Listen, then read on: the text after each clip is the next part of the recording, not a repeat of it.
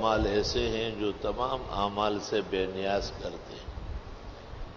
ایک استغفار کی کثرت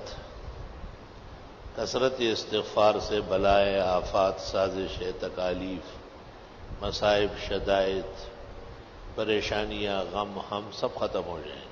سورہ انفال۔ استغفار کی کثرت سے طاقت، توانائی، صحت، شباب، گزرے ہوئے اوقات، صلاح الاعمال، ان کی توفیق بحال ہو جائے۔ سورہ ہود۔ جتنی نعمتیں چاہیے، مال و اولاد، بیٹے اور خزانے، نہریں اور باغات، جنتیں اور چشمے، استغفار ہی سے ملیں گے۔ سورہ نوح۔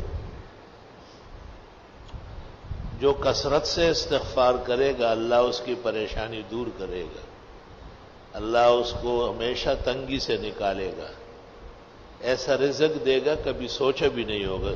ابو داؤد عن ابن عباس، حدیث مرفوع متصل اصح الاسانید۔ استغفار کی کثرت اور لزوم دونوں ضروری ہے۔ من اکثر الاستغفار ومن لزم الاستغفار۔ ایک تو قلت فائدہ مند نہیں ہے، کثرت چاہیے۔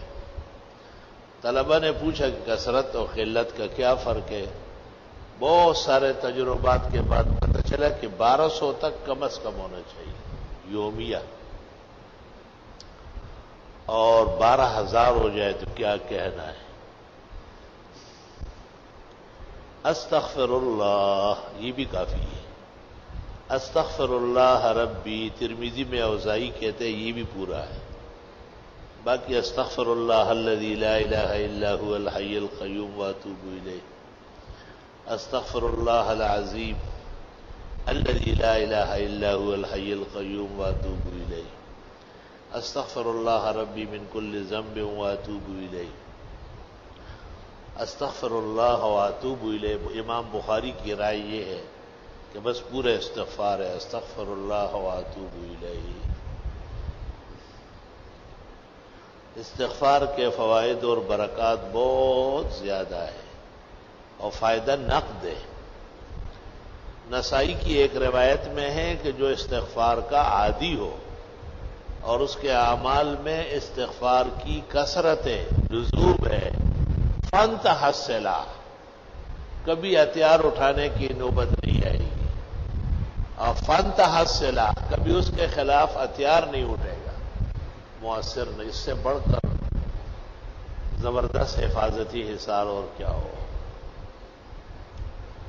استغفار کے لیے طویل آداب بھی نہیں ہے کہ ضرور باوضو ہو، بہت اچھا ہے، ضروری نہیں ہے۔ ذکر ہے، ذکر ہر حال میں جائز ہے، جنابت میں بھی، حیض میں بھی، نفاس میں بھی، بے وضوئی میں بھی۔ ہاں دل چاہتا ہے اور افضل ہے کہ آدمی پاک صاف ہو، لیکن حائضہ کو، نفسا کو، جنبی کو علماء امت نے اذکار سے منع نہیں فرمایا ہے، وہ اللہ کا نام لے سکتے ہیں۔ استغفار ذکر الہی ہے، یعنی اٹھتے بیٹھتے، آتے جاتے، ہر حال میں استغفار جائز ہے۔